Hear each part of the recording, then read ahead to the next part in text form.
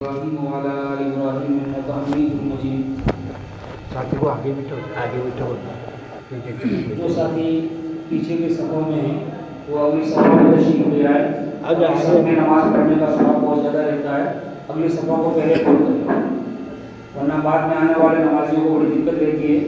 پہلے اگلی صفیں پڑھ کر اس کے بعد میں بات پیچھے رکھیں۔ الحمدللہ نحمده ونستعینه ونستغفره ونؤمن به ونتوکل علیہ ونعوذ باللہ من شرور انفسنا ومن سیئات اعمالنا من یهده اللہ فلا مضل له ومن یضلل فلا هادی له ونشهد أن لا إله إلا الله وحده لا شريك له ولا نظير له ولا وزير له ولا معين له صلى الله تعالى عليه وعلى آله وصحبه وأزواجه وذرياته وسلم تسليما كثيرا كثيرا أما بعد فأعوذ بالله من الشيطان الرجيم بسم الله الرحمن الرحيم إنما يخشى الله من عباده العلماء وقال الله تبارك وتعالى في موضع آخر ولمن خاف مقام ربه جنتان صدق الله العظيم وصدق رسوله النبي الكريم۔ قابل قدر بزرگوں، عزیز نوجوان بھائیوں، رب العالمین کا بے انتہا فضل و کرم اور ذات عالی کا بہت بڑا احسان ہوا کہ اللہ تبارک و تعالی نے ہمیں ایک عظیم دن میں، ایک مقدس دن میں، ایک بابرکت دن میں ایک عام فریضہ ادا کرنے کے لیے مسجد تک آنے کی توفیق عطا فرمائی۔ اللہ ہمارے آنے کو، جمع ہونے کو، بیٹھنے کو بے قبول فرمائے۔ میرے بھائی، ہمارے ذہنوں میں یہ بات رہنی چاہیے، جتنے بھی نیک کام ہوتے ہیں، نمازوں کا پڑھنا، روزوں کا رکھنا، مالوں کی زکوٰۃ کا نکالنا، حج بیت اللہ کا کرنا، صدقہ خیرات کا نکالنا، اللہ کے راستے میں جانا، مسجدیں بنانا، مدارس بنانا، سارے نیک کام وہی بندے کرتے جن کو اللہ تبارک و تعالیٰ توفیق دے۔ اللہ کی توفیق کے بغیر کوئی بندہ کوئی نیک کام نہیں کر سکتا۔ 5 وقتہ مسجد سے اذان کی آواز آتی ہے، اللہ اکبر کہ اللہ سب سے بڑے، حی علی الصلاۃ، نماز کی طرف آؤ، حی علی الفلاح، کامیابی کی طرف آؤ۔ ہم اپنی آنکھوں سے میرے بھائی دیکھتے ہیں کتنے ہمارے مسلمان بھائی ایسے ہوتے ہیں جو مسجد کی چوکھٹ پہ ہوتے ہیں، اذان کی آواز کو سن کے بجائے مسجد میں آنے کے وہ اپنی دکان کو چلے جاتے ہیں، وہ اپنی کھیتی باڑی کو چلے جاتے ہیں، وہ اپنے گھر کو چلے جاتے ہیں۔ اور کتنے ہمارے مسلمان بھائی ایسے ہوتے ہیں جو اذان کی آواز کو سن کے صبح کے وقت میں، سردی کے موسم میں گرم بستروں کو چھوڑتے ہیں اور ٹھنڈے پانی سے وضو کر کے آگے نماز ادا کرتے ہیں۔ ثابت کیا ہوا؟ ثابت یہ ہوا جن کو اللہ تبارک و تعالیٰ توفیق دیتے ہوئی نمازیں پڑھا کرتے ہیں۔ اب رہی بات کہ اللہ توفیق کس کو دیتے؟ میرے اللہ کی چاہت یہ، میرے اللہ یہ چاہتے ہیں کہ میرا ہر بندہ نمازی بنے، میرا ہر بندہ میرے سامنے جھکنے والا بنے، میرا ہر بندہ میری اطاعت کرنے والا بنے، میرا ہر بندہ میرے ہم بیان کرنے والا بنے۔ لیکن اللہ کہتے ہیں کہ میری شرط یہ ہے کہ بندہ مجھ سے نیک کاموں کی توفیق طلب کرے، نیک کاموں کی توفیق مانگے۔ جب بندہ اللہ تبارک و تعالیٰ سے اعمال صالحہ کی توفیق مانگتا ہے تو میرے دوست بزرگ اللہ اس کو ضرور عطا فرما دیا کرتے ہیں۔ اس لیے مسلمان کو چاہیے اٹھتے بیٹھتے چلتے پھرتے صبح شام دن رات ہر گھڑی اللہ تبارک و تعالیٰ سے اعمال صالحہ کی توفیق مانگا کرے۔ خیر بہرحال اللہ تعالیٰ ہمارے آنے کو، جمع ہونے کو، بیٹھنے کو بےحد قبول فرمائے۔ میرے محترم بزرگوں بھائیوں، رب العالمین نے ہمیں بے شمار نعمتیں دی ہیں، بے انتہا نعمتیں دی ہیں۔ اللہ قرآن کریم میں فرماتے ہیں کہ اگر میرا بندہ میری نعمتوں کو شمار کرنا چاہے، میری نعمتوں کی گنتی لگانا چاہے تو گنتی نہیں لگا سکتا۔ آسمان اللہ کی نعمت، زمین اللہ کی نعمت، پیڑ پہاڑ ہوا پانی تمام چیزیں اللہ تبارک و تعالیٰ کی نعمتیں ہیں۔ الغرض بندہ جتنی چیزوں کو استعمال کرتا ہے یہ ساری اللہ تبارک و تعالیٰ کی نعمتیں ہیں۔ ساری نعمتیں اللہ نے بغیر مانگے عطا فرما دی۔ تین بڑی عظیم نعمتیں، تین بڑی عظیم قیمتی نعمتیں. ہمیں بات کچھ اور موضوع بھی کرنی ہے. پہلی عظیم نعمت کہ ہمیں اللہ تبارک و تعالیٰ نے انسان بنایا. ہمارا یقین ہے کہ ہمارا خالق قدرتوں کا مالک ہے، کن فیکون کا مالک ہے. رب جو چاہتا وہ کرتا. اس رب کا احسان ہے کہ اس نے ہمیں انسان بنایا. وہ ہمیں جانور بنا سکتا تھا، اسے کوئی روکنے والا نہیں تھا. دوسری بڑی عظیم نعمت کہ رب العالمین نے ہمیں ایک ایسے نبی کی امت کے اندر پیدا فرمایا ہے جس نبی کی امت میں پیدا ہونے کے لیے انبیاء نے خواہشیں ظاہر کی. کون نبی؟ سب سے پہلے نقش روح محمد بنایا گیا، سب سے پہلے نقش روح محمد بنایا گیا، پھر اسی نور سے مانگ مانگ کے روشنی ساری دنیا کو سجایا گیا. اگر محمد نہ ہوتے تو نہ آسمان ہوتا، نہ زمین ہوتی، نہ پیڑ پہاڑ پانی ہوتے، نہ میں اور آپ دنیا آبادی نہ ہوتی. ایسے مشرق نبی کی امت اللہ نے پیدا فرمایا. تیسری بڑی عظیم نعمت رب العالمین نے جو ہمیں عطا فرمائی ہے وہ ایمان کی دولت سے مالا مال ہے. یہ تو تینوں نعمتیں ہمیں اللہ نے بغیر مانگے عطا فرمائی. اتنی قیمتی نعمتیں بن مانگے دے دی.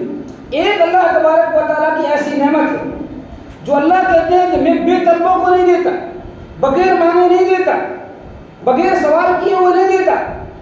وہ نعمت ہے خوف خدا کی نعمت، اللہ کا ڈر، اللہ کا خوف.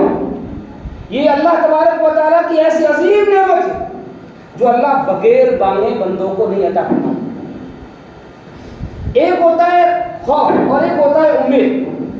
ہمارے مسلمان نے امید کو تو اللہ کی نعمت سمجھا لیکن خوف کو اللہ کی نعمت نہیں سمجھا. امیدیں بڑی رکھتا ہے لیکن اللہ کا خوف دلوں میں بہت کم رکھتا ہے.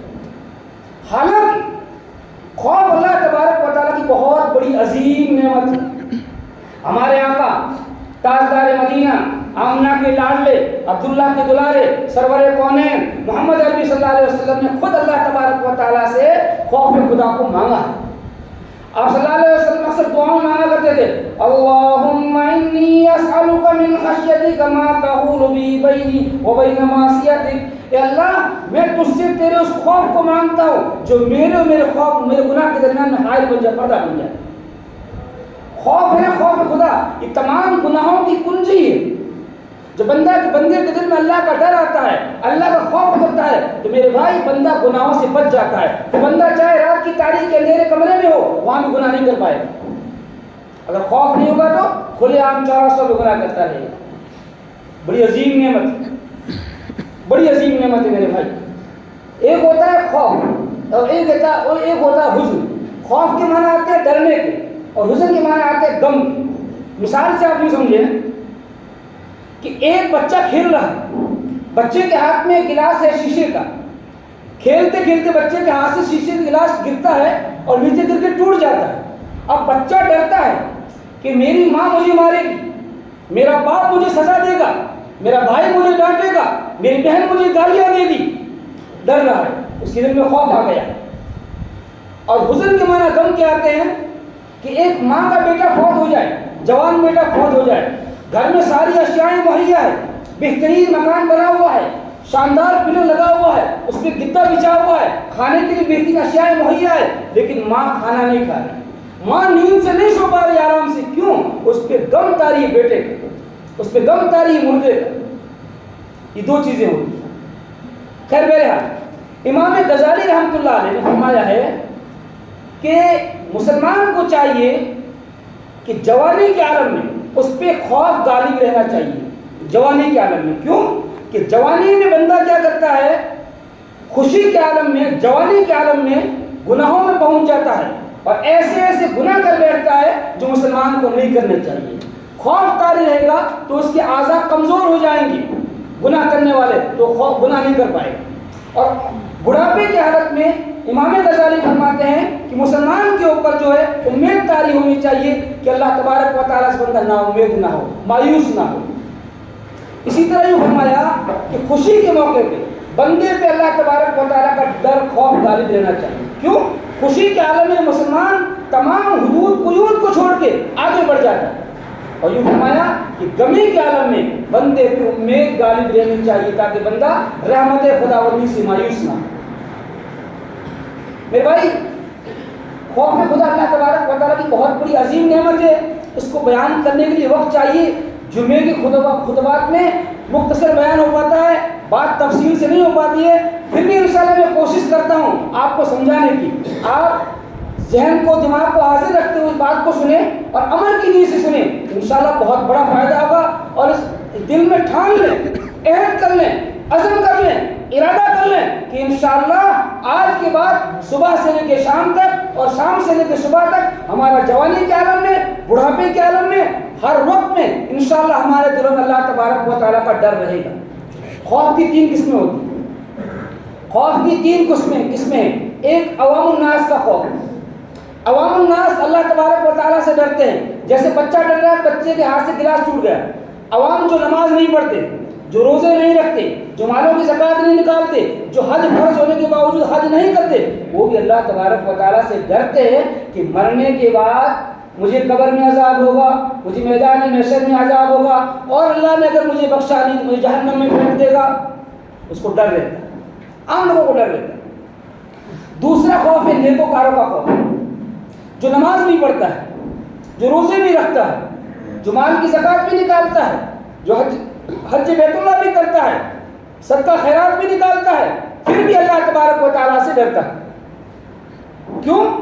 کہ کیا پتہ میری نمازیں اور میرے اعمال قبول بھی ہوتے ہیں کہ نہیں۔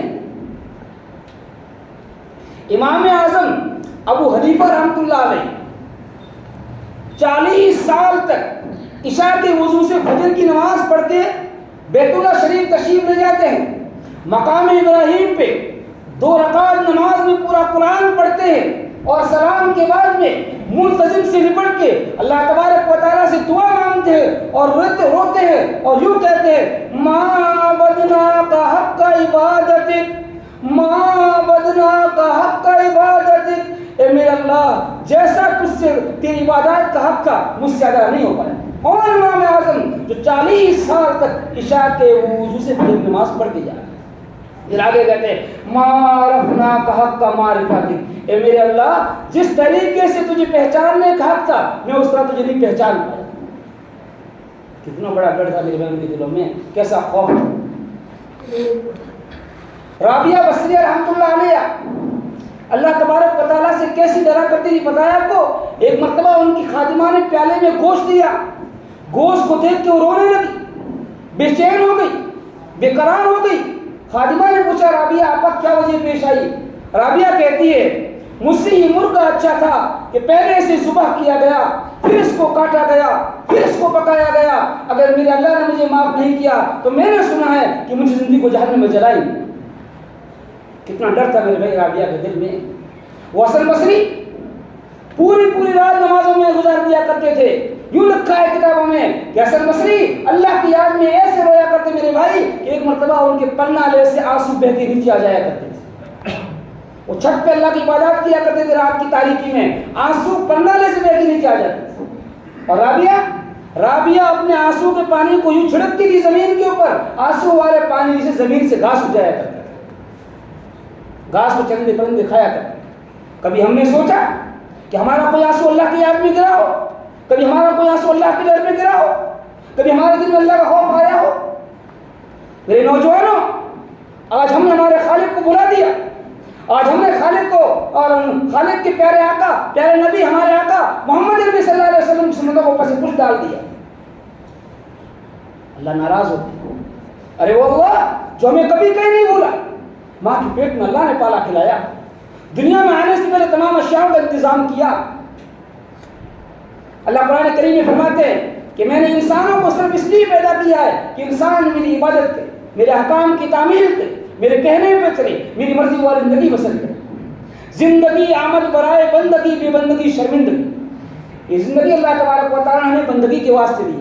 خیر بہرحال تو یہ نیکوکاروں کا خوف ہے جو نمازیں پڑھتے بھی ہیں، روزے رکھتے بھی ہیں، پھر بھی اللہ تبارک و تعالیٰ سے ڈرتے ہیں کہ اللہ میری عبادتیں قبول کرتا بھی ہے کہ نہیں کرتا۔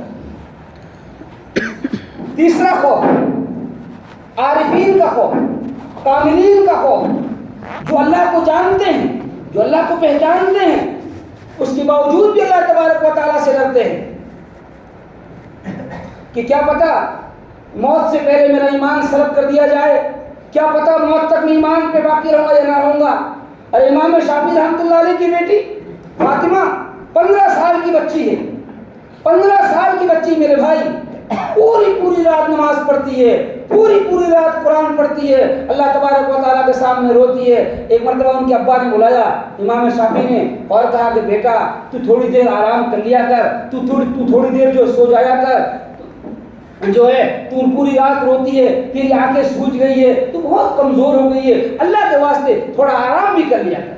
میرے بھائی امام شافعی کی بیٹی کیا جواب دیتی ہے؟ امام شافعی کی بیٹی کہتی ہے کہ ابو میں بستر پہ جاتی ہوں، سونے کا ارادہ کرتی ہوں، لیٹ جاتی ہوں، میرے دل میں خیال آتا ہے کہ اے شافعی کی بیٹی تو بستر پہ آ گئی، تو سو گئی، تیرا کیا یقین ہے کہ صبح تیری دنیا میں ہوئی آخرت میں ہوئی؟ کتنا بڑا یقین تھا، کتنا بڑا اللہ کا ڈر تھا میرے بھائی۔ شیخ اندلس رحمۃ اللہ علیہ شیخ شبلی کے شیخ تھے۔ حضرت مولانا سید رحمۃ اللہ علیہ نے فضائل اعمال میں غالبی واقعہ لکھا ہے، شیخ اندلس رحمۃ اللہ علیہ بہت بڑے بزرگ گزرے ہیں اللہ والے، ہزاروں لوگوں کے ایمان میں داخل ہونے کا جو ذریعہ بنے اور لاکھوں لوگوں کے جو شیخ تھے۔ ایک مرتبہ اپنے قافلے کو لے کے نکلے، راستے میں جاتے جاتے ایک بستی آئی، بستی میں ایک کنواں تھا پانی کا، ایک بچی کنویں میں سے ڈول کے ذریعے پانی نکال رہی ہے، شیخ اندلس کی وہاں جو ہے نظر پڑی اور وہ بچی کی محبت میں اپنے دل کو دے بیٹھے، وہاں پہنچے اور پہنچ کے کہتے ہیں کہ میں تجھ سے نکاح کرنا چاہتا ہوں۔ وہ لڑکی کہتی ہے میرے بس میں بات نہیں ہے، میرا باپ زندہ ہے، میری ماں زندہ ہے، آپ میرے ماں باپ سے بات کر لیں، اگر وہ مجھے تمہاری شادی میں دے دیں گے تو میں آ جاؤں گی۔ ادھر اپنے قافلے والوں کو، تمام مریدوں کو کہتے ہیں، ہزاروں کا مجمع لے کے جا رہے تھے کہ جاؤ تمہارا کام کرو، میں اس بچی کے ساتھ جاؤں گا۔ ان کا ایمان سلب ہو گیا، چنانچہ وہ بچی کے ساتھ اس کے باپ کے گھر پہنچے اور کہا کہ میں تمہاری بیٹی سے نکاح کرنا چاہتا ہوں۔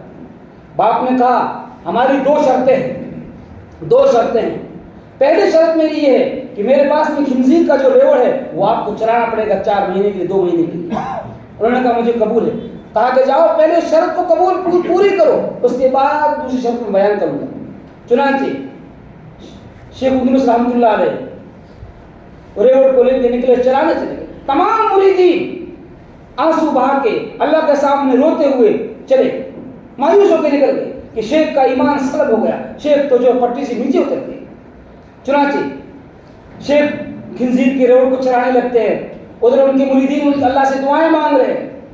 شبلی رحمۃ اللہ علیہ اللہ سے خوب دعائیں مانگتے ہیں کہ اللہ میرے ایمان کو دو، میرے شیخ کو دوبارہ ایمان دے دے، اللہ میرے شیخ کے دل میں دوبارہ تیرا خوف پیدا فرما دے، ایمان کو داخل کر دے۔ یوں کرتے کرتے دعائیں کرتے رہے، ان کے دل میں خیال آیا کہ جا کے معلوم کروں کہ شیخ کس حال میں ہے۔ چنانچہ کافی دنوں کے بعد میں شیخ شبلی رحمۃ اللہ علیہ جنگل میں پہنچے، وہاں جا کے دیکھتے ہیں کہ شیخ اندلس رحمۃ اللہ علیہ امامہ باندھے ہوئے، جبہ پہنے ہوئے، وہی عصا ہاتھ میں لیے ہوئے اور خنزیر کو چلا رہے۔ وہ اللہ کے سامنے سجدے میں گر گئے، رونے لگے کہ میرے شیخ کا یہ حال ہے۔ اسی جبے کے ساتھ میں، اسی امامے کے ساتھ میں میرے شیخ خطبہ دیا کرتے تھے، جمعے کے دن ہمیں بیان کیا کرتے تھے، اور اسی جبے کے ساتھ میرے شیخ عبادات کیا کرتے تھے۔ ہائے افسوس آج کیا دن آ گیا کہ میرا شیخ خنزیر چلانے میں مجبور ہو گئے۔ وہ قریب گئے اور قریب جا کے کہا میرے شیخ آپ قرآن کے حافظ تھے، آپ کو قرآن کی آیت یاد ہے؟ شیخ کہتے ہیں سارا قرآن بھول گیا، سارا قرآن بھول گیا، ایک آیت یاد ہے جس کا ترجمہ یہ ہے کہ اللہ جس کو چاہتے ہیں عزت دیتے ہیں اور جس کو چاہتے ہیں ذلت دیتے ہیں۔ کہا کوئی حدیث یاد ہے آپ تو حدیثوں کے حافظ تھے؟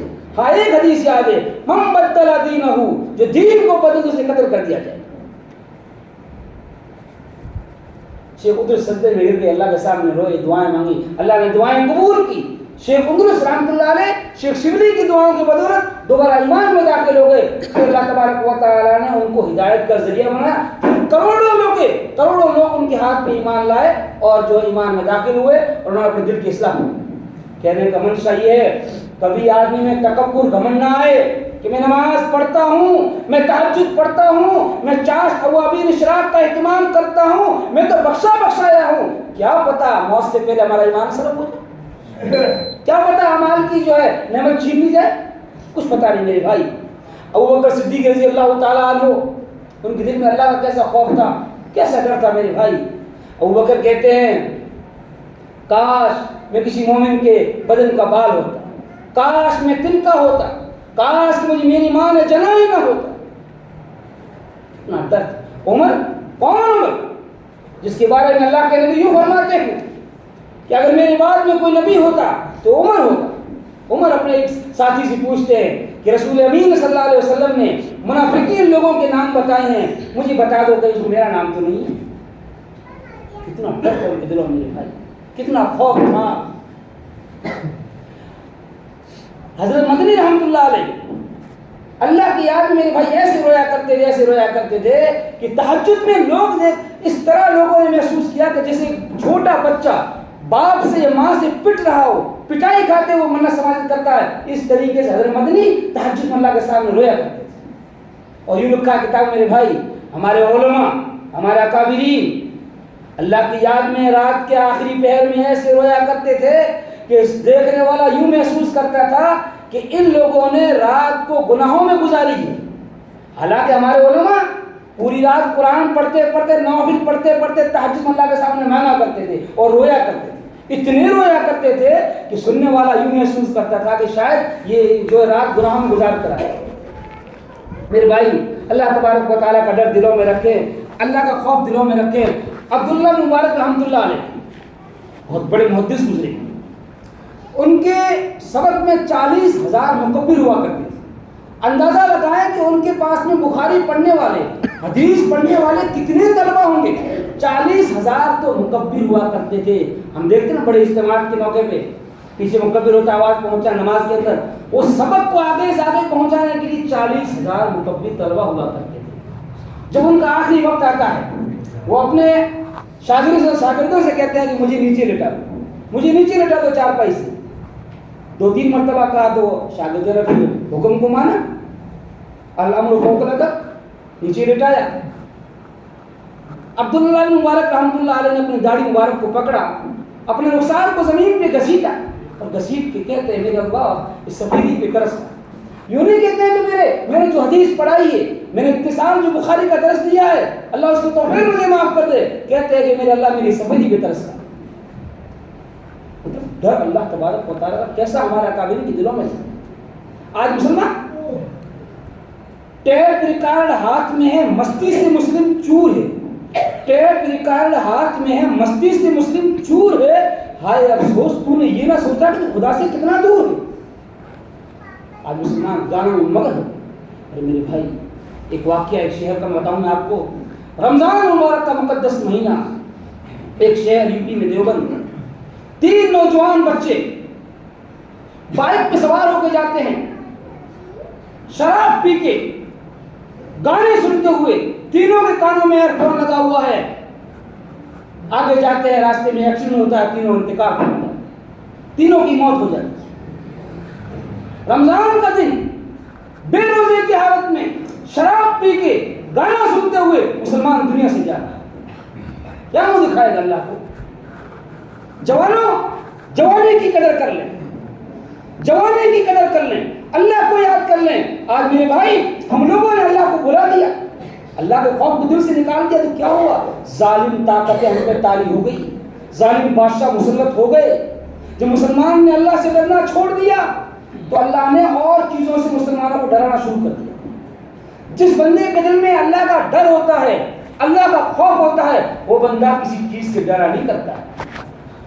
اس لیے میرے بھائی عہد کر لیں، انشاءاللہ ہمیشہ ہم اللہ تبارک و تعالیٰ سے ڈرتے رہیں گے اور اللہ سے اللہ کے خوف کو مانگیں گے انشاءاللہ. دوسری بات میرے بھائی، اللہ تبارک و تعالیٰ کے ڈر کو حاصل کرنے کے لیے بہت سارے واقعات ہیں خوف خدا کے، وقت نہیں ہے کون سے بیان کیے جائے. اللہ کے خوف کو دل میں اتارنے کے لیے جو سب سے بڑی چیز ہے، جو سب سے پہلی چیز ہے، وہ 5 وقتہ نماز. نماز مسلمان کی شان بان آن اور مسلمان کی پہچان ہے. نماز کا موضوع اس لیے چھیڑ رہا ہوں کہ ہمارا نوجوان یوں سمجھتا ہے کہ نماز صرف جمعے کی فرض ہے. نماز کی 6 قسمیں ہیں، اصلی، فصلی، نقلی، آنٹھ کی، کھاٹ کی اور 360 کی. پہلی نماز اصلی نماز. اصلی نماز وہ نماز ہے جس بندے کو نماز کے سارے طریقے آتے ہو، نماز کے فرائض بھی یاد ہو، واجبات بھی یاد ہو، نماز کے سنن بھی یاد ہو، نماز کی رکعتیں بھی یاد ہو، نماز پڑھنا بھی آتا ہو، یہ اصلی نماز۔ اصلی نماز پڑھنے والے ہمارے مسلمان بڑی مشکل سے 10% نکلتے ہیں۔ دوسری نماز فصلی نماز، سیزن کی نماز، ہر کام کا سیزن آیا کرتا ہے، ہر فن کا سیزن آیا کرتا ہے، ہر دھندے کا سیزن آیا کرتا ہے، نیکیوں کے کمانے کا سیزن رمضان کا مہینہ آیا کرتا ہے۔ رمضان مبارک کے مقدس مہینے میں کیا ہوتا ہے؟ ہمارا مسلمان سر پہ ٹوپی رکھ لیتا ہے، چہرے پہ داڑھی چھوڑ دیتا ہے اور نمازوں کا اہتمام کرتا ہے۔ وہ صرف رمضانی نماز ہی ہوتا ہے۔ جو ہی عید کا چاند دکھا، مغرب پہ گئی، فوراً گیا شیونگ کرائی اور عید کی تیاری میں لگ گیا۔ یہ فصلی نماز الحمدللہ 90% ہمارے مسلمان پڑھتے ہیں۔ تیسری نماز نقلی نماز، جس کو نہ نماز کا طریقہ آتا ہو، نہ نماز کے فرائض یاد ہو، نہ نماز کی واجبات یاد ہو، وہ صرف کوے کی طرح ٹھونگے مارتا ہو۔ امام رکوع میں گیا، پیچھے وہ بھی رکوع میں چلا گیا، امام سجدے میں، وہ بھی سجدے میں چلا گیا۔ اس کو پتہ نہیں کہ سجدہ رکوع نماز میں فرض ہے کہ واجب ہے۔ ایک امام رکوع میں گیا، ہمارا ساتھی وضو کر کے سیدھا وہاں سے بھاگ کے آ کے سیدھا رکوع میں چلا جاتا ہے، حالانکہ نماز میں قیام فرض ہے۔ قیام نہیں کیا تو تمہاری نماز نہیں ہوگی۔ پھر دوڑتا بھاگتا جاتا ہے مولویوں کے پاس میں کہ میں نماز پڑھتا بھی ہوں، پھر بھی میرے کاروبار میں برکت نہیں ہوگی، تعویذ کر دو۔ ارے تیری نماز کیسی ہے؟ تو نے فرض کو چھوڑ دیا، نماز کہاں سے قبول ہوگی تھی؟ اس لیے میرے بھائی نمازوں کے طریقوں کو، نماز کے فرائض کو سیکھے۔ خیر میرا وقت نہیں ہے۔ چوتھی نماز کھاٹ کی نماز، 8 کی نماز جو آج جمعے والی نماز، 8 کی نماز جو 8 دن کے بعد یہ نماز آیا کرتی ہے۔ جمعے والی نماز کو الحمدللہ ہمارا مسلمان 95% پڑھتا ہے، اور اس میں بھی کیا کرتا ہے؟ لیٹ آتا ہے۔ جو امام خطبہ شروع کرتا ہے، نمازی آنا شروع کرتا ہے۔ میرے بھائی کم سے کم جمعے کے دن آدھا گھنٹہ 1 گھنٹہ فارغ کر کے آئیں، کچھ دین کی باتوں کو سن لیں۔ کیا پتا کون سی بات ہمارے دل میں بیٹھ جائے اور اس پہ عمل کر کے جو جنتی بن جائیں، خدا کے محبوب بندے بن جائیں۔ خیر میرے یار، 5ویں نماز کھاٹ کی نماز، یہ ہے جنازے کی نماز۔ جنازے کی نماز میں ہمارا مسلمان 101% نمازی ہے۔ کھڑے کھڑے پیشاب کرنے والا، وضو نہ کرنے والا، وہ بھی جنازے کی نماز پڑھتا ہے۔ کیوں پڑھتا ہے؟ تانے کے ڈر سے پڑھتا ہے کہ اگر یہ میرے رشتہ دار کا جنازہ ہے، میرے باپ کا جنازہ ہے، میرے ماموں کا چچا کا جنازہ ہے، اگر میں نے اس کا جنازہ نہیں پڑھا تو کیا ہوگا؟ لوگ مجھے تانا دیں گے، یار تو نے تیرے چچا کا جنازہ نہیں پڑھا۔ بتاؤں واقعہ آپ کو، ایک بزرگ نے لکھا ہے کہ ایک جگہ مجھے جنازے کے لیے بلایا، ٹریفک میں جام لگا ہوا تھا تو میں تھوڑا لیٹ ہو گیا، نہیں پہنچ پایا، تو میں میرے جانے سے پہلے نماز شروع کر دی، مجمع زیادہ تھا، تو جنازے کی نماز ہو رہی ہے اور ایک آدمی جوتے پہنے ہوئے سفاری سوٹ لگا کے پیچھے پیچھے گھوم رہا ہے۔ تو میں نے سوچا یہ کوئی غیر مسلم بھائی ہوگا، تو میں نے جا کے کہا کہ آپ کا نام؟ اس نے کہا عبدالرحمن، عبدالسلام، جو بھی کہا میرا نام یہ ہے۔ کہا کہ جس کی یہ میت ہے، جس کا یہ جنازہ ہے، آپ کو اس سے کیا نفرت ہے؟ آپ کو اس سے کیا دعوت ہے جو آپ نماز نہیں پڑھ رہے؟ اس نے کہا کہ مولوی صاحب، جنازہ جس کا رکھا ہوا ہے، جس کا نماز ہو رہی نا، اس سے مجھے کیا نفرت کیا ہوگی؟ میرے باپ کا جنازہ ہے، میری باپ کی میت ہے۔ تو وہ کہتے ہیں کہ تو نے نماز کیوں نہیں پڑھی؟ وہ کہتا ہے کہ میں نے سنا ہے کہ مسجدوں سے چپلیں چوری ہو جایا کرتی ہے، مسجدوں سے جوتے چوری ہو جایا کرتی جمعے کی نمازوں کے اندر، کہیں ایسا نہ ہو میرے پاس میں شوز میں نے پہن رکھے ہیں نا جوتے، یہ 7,000 روپے کے ہیں، مجھے ڈر لگا کہیں ایسا نہ ہو میں جوتے اتاروں اور لوگ اٹھا کے لے کے چلے جائیں۔ میرے بھائی حقیقت ہے، حقیقت۔ چھٹی نماز 360 کی نماز ہے، جو عید کی نماز ہے۔ عید کی نماز کو ہمارا مسلمان 100% پڑھتا ہے۔ رمضان کے روزے نہ رکھنے والا بھی عید کی نماز پڑھتا ہے۔ ارے ہماری اصلی نماز 5 وقتہ ہے۔ پڑھا نماز پنجگانا، نہ کر اس میں کوئی بہانہ، پڑھا نماز پنجگانا، نہ کر اس میں کوئی بہانہ، اسی میں تیری جنت ہے ورنہ دوزخ ہے تیرا ٹھکانہ۔ 5 نمازیں ادا کرو، یہ ادا خدا کو پیاری ہے، ساری نمازیں ادا کرو جنت کی تیاری ہے۔ نماز بہت بڑی چیز ہے۔ آخری بات